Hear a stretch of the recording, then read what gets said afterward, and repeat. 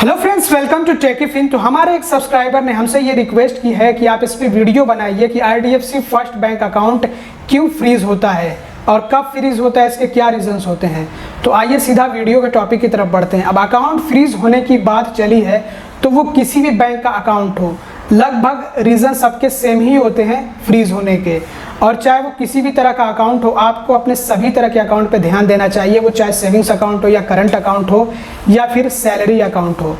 कुछ ऐसे रीजंस होते हैं, कुछ हमसे ऐसी गलतियां हो जाती हैं जिनके चलते हमारा बैंक अकाउंट फ्रीज हो सकता है। तो आइए इन्हीं के बारे में बात कर लेते हैं कि कब, कैसे, क्यों, किन रीजंस के चलते अकाउंट फ्रीज हो सकता है।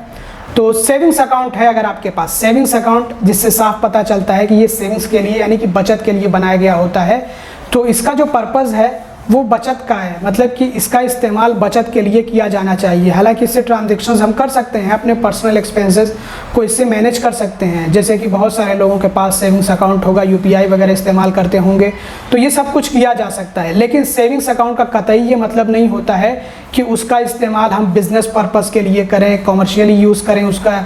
जैसे कि हम अपने जो है बिज़नेस के लेन देन उसी से करें, लाखों लाख के ट्रांजैक्शंस उसी से करें, महीने भर में कई कई हज़ार ट्रांजैक्शंस कर ले जाएं उसी से, एक ही दिन में 2-2, 3-3 सौ ट्रांजैक्शंस करें। तो ऐसा नहीं करना चाहिए है, क्योंकि जो सेविंग्स अकाउंट होते हैं वो सेविंग्स के लिए होते हैं, बचत के लिए होते हैं। तो इस बात का हमें ध्यान रखना चाहिए है कि सेविंग्स अकाउंट बचत के लिए होते हैं। हाँ, उससे हम अपने पर्सनल एक्सपेंसेस ज़रूर से कर सकते हैं।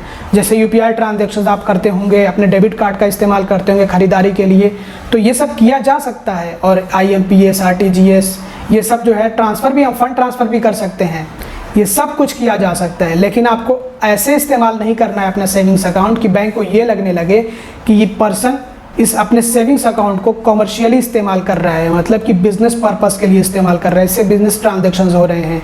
ऐसा हमें नहीं करना चाहिए है। तो इससे हम कैसे बच सकते हैं?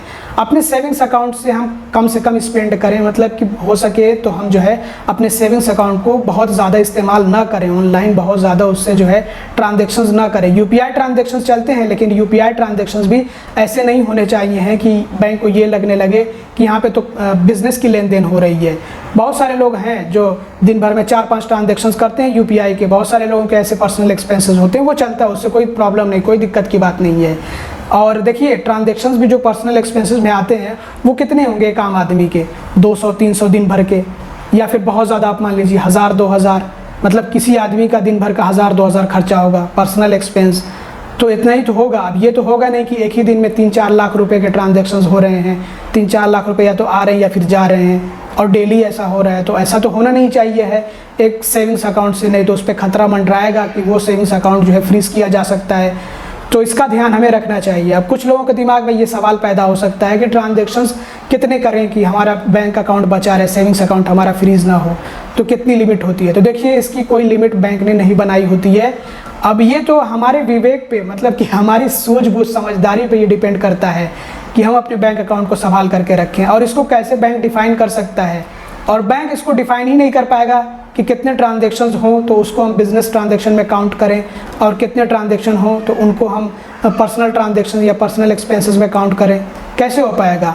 क्योंकि हर पर्सन, मतलब कि हर व्यक्ति की यहाँ पे जो है ट्रांजैक्शन की क्षमता एक ही जैसी तो होगी नहीं, सबकी अलग अलग होगी। हो सकता है कि कोई पर्सन जो है दिन भर में 500 रुपये खर्च करे तो एक ही 2 ट्रांजैक्शन करे, कोई पर्सन जो है अगर 2000 रुपये खर्च करे तो वो जो है बहुत ज़्यादा ट्रांजैक्शन कर ले जाए, मतलब कि 20-30 ट्रांजैक्शन कर ले जाए।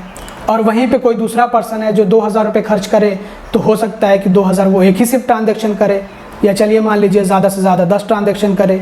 तो यहाँ पे ट्रांजैक्शन की कैपेसिटी भी अलग अलग लोगों पे डिपेंड करती है कि वो अलग अलग तरह से हो सकती है।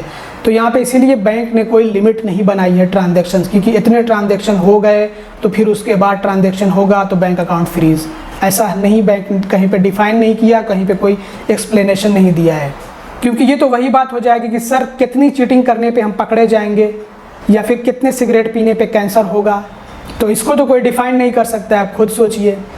इसके अलावा दूसरा रीज़न ये हो सकता है, इसमें सेविंग्स अकाउंट भी आते हैं, करंट अकाउंट भी और सैलरी अकाउंट भी। कोई सा भी अकाउंट हो फ्रीज़ किया जा सकता है अगर किसी अनऑथोराइज्ड सोर्स से आपके बैंक अकाउंट में पैसा आया, किसी ऐसे इलीगल ऐप से जो कि इंडिया में बैन हो, या फिर जो है जैसे बहुत सारे ऐप्स होते हैं, फर्जी ऐप होते हैं, या फिर कुछ ऐसे फेक ट्रेडिंग ऐप्स भी हो सकते हैं जिनसे अगर हम लेन देन करें, जिससे पैसे आए हमारे अकाउंट में, तो हो सकता है हमारा अकाउंट फ्रीज़ हो जाए। और इसी तरह से कुछ क्रिप्टो करेंसी के भी फेक ऐप्स होते हैं, तो उनका भी इस्तेमाल करने पे हो सकता है कि बैंक अकाउंट फ्रीज़ कर दिया जाए। कोई इलीगल ऐप है, कोई बैंड ऐप है, मतलब कोई गैर कानूनी ऐप है जिस पे प्रतिबंध लगा दिया गया हो, उससे लेन देन हो, तो उस पर भी हो सकता है कि हमारा बैंक अकाउंट खतरे में आ जाए, बैंक अकाउंट फ्रीज़ हो जाए। या फिर कोई गैर कानूनी लेन देन हो, कोई डार्क वेब का इस्तेमाल कर रहा हो और वहाँ पे अपने बैंक अकाउंट का इस्तेमाल कर दे ट्रांजैक्शन के लिए, तो भी बैंक अकाउंट फ्रीज़ हो सकता है। तो इन सब से भी बचना चाहिए है। बहुत तरह के बिटकॉइन के नकली ऐप, फर्जी ऐप और पता नहीं क्या क्या आते हैं। बेटिंग के भी बहुत सारे ऐप्स आते हैं, सट्टेबाजी वाले ऐप होते हैं जो कि हमारे कुछ स्टेट में बैंड होते हैं, उन पे प्रतिबंध लगाया गया होता है, इलीगल होते हैं। तो हो सकता है कि उनसे भी ट्रांजैक्शन करने पे बैंक अकाउंट फ्रीज़ हो जाए। बैंक के टर्म्स एंड कंडीशंस को अगर कस्टमर फॉलो ना करे तो उसकी वजह से भी बैंक अकाउंट फ्रीज़ हो सकता है। जैसे कि मिनिमम बैलेंस कितना मेंटेन करना है, उसका भी ध्यान रखना होगा कस्टमर को। तो बहुत सारे रूल्स एंड रेगुलेशंस होते हैं जिनको फॉलो करना ज़रूरी होता है।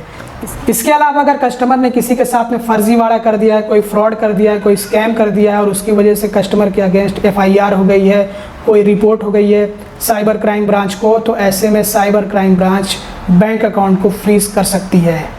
और ऐसे केस में जिसमें कि साइबर पुलिस बैंक अकाउंट को फ्रीज़ कर दे, तो उसको अनफ्रीज़ करवाने के लिए फिर साइबर पुलिस से ही बात करना होता है। फिर जो है साइबर क्राइम ब्रांच पे विज़िट करना पड़ता है और जो भी मामला होता है उसको सॉर्ट आउट कराना होता है। बाकी अगर किसी और रीज़न के चलते बैंक अकाउंट फ्रीज़ हुआ है तो ऐसे में हम अपने बैंक से बात कर सकते हैं। जैसे कि IDFC फर्स्ट बैंक के बारे में बात करें तो IDFC फर्स्ट बैंक की जो कस्टमर केयर हेल्पलाइन है उस पर हम कॉल कर सकते हैं। जो नंबर IDFC फर्स्ट बैंक की वेबसाइट पर मौजूद है कस्टमर केयर सपोर्ट टीम का, उस पर हम कॉन्टैक्ट कर सकते हैं, कॉल कर सकते हैं और उनसे बात कर सकते हैं, या फिर अपने ब्रांच पे विज़िट करके और फिर से हमें अपने अकाउंट का KYC भी कराना होता है और अपने अकाउंट को अनफ्रीज़ कराना होता है। उसके लिए हमें ब्रांच पे विज़िट करके जो ब्रांच मैनेजर होते हैं उनसे बात करना होता है। तो बस यही कुछ ऐसे रीज़न्स होते हैं जिनके चलते बैंक अकाउंट फ्रीज़ हो सकता है। तो आपको इन पे ध्यान रखना चाहिए है और मैं ये उम्मीद करता हूँ कि आप अपने अकाउंट का अच्छे से ध्यान रखेंगे और आपका बैंक अकाउंट कभी भी फ्रीज़ नहीं होगा। तो इस वीडियो में बस इतना ही। उम्मीद करते हैं कि ये वीडियो आप लोगों के लिए हेल्पफुल और इन्फॉर्मेटिव रहा होगा। अगर आपको वीडियो पसंद आया हो तो ज़रूर से लाइक कर दीजिएगा। चैनल को अब तक सब्सक्राइब ना किया हो तो सब्सक्राइब भी कर दीजिएगा और इस वीडियो को ज़्यादा से ज़्यादा शेयर करिएगा। Thanks for watching. Bye bye.